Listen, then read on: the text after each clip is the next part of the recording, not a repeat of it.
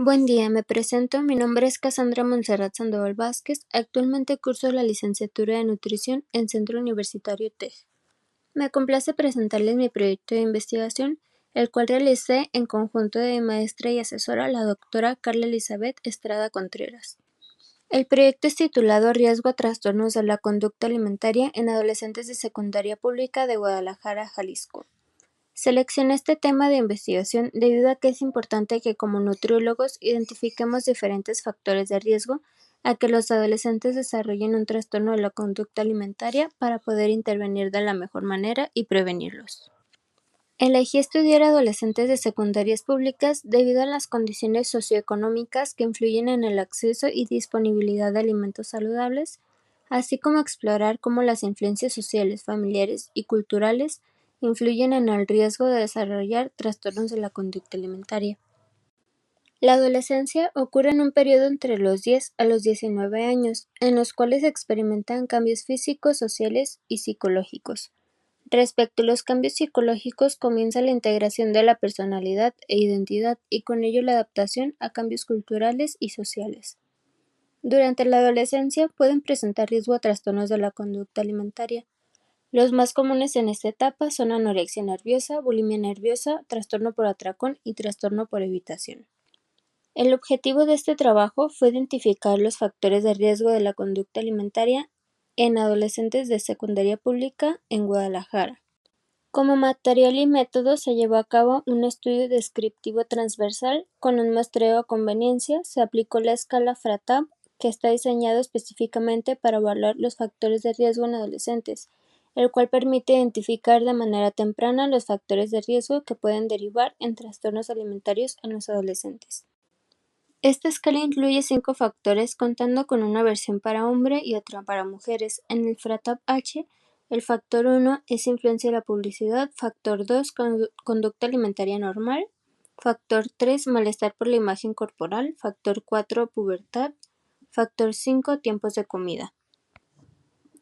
En FRATAP-M, el factor 1 es influencia de la publicidad, factor 2 malestar por la imagen corporal, factor 3 dieta restringida, factor 4 pubertad y factor 5 tiempos de comida.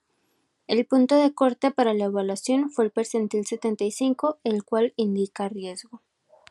En el apartado de descriptivos se obtuvo una N de 112 personas, en el cual el 46% fueron mujeres y el 66% fueron hombres.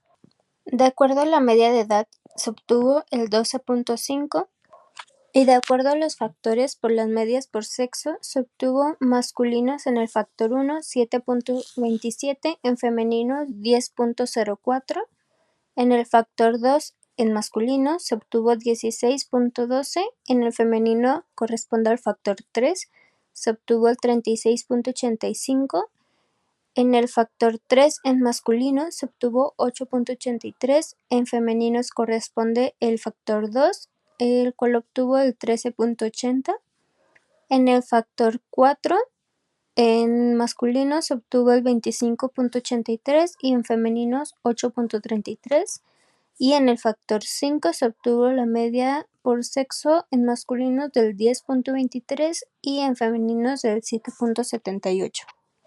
En el apartado de resultados, como se puede observar en la tabla de acuerdo al FRATAP, el riesgo establecido por factor y sexo son los siguientes.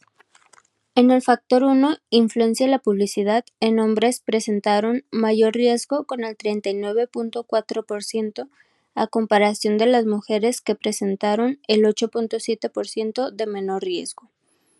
En el factor 2, en hombres y factor 3, en mujeres corresponde a conducta alimentaria normal, en el cual solo los hombres mostraron el 34.8% de riesgo. Continuamos con el factor malestar por la imagen corporal, el cual en hombres corresponde al factor 3 y en mujeres el factor 2. Se obtuvo como resultado que solo los hombres presentaron el 27.3% de riesgo.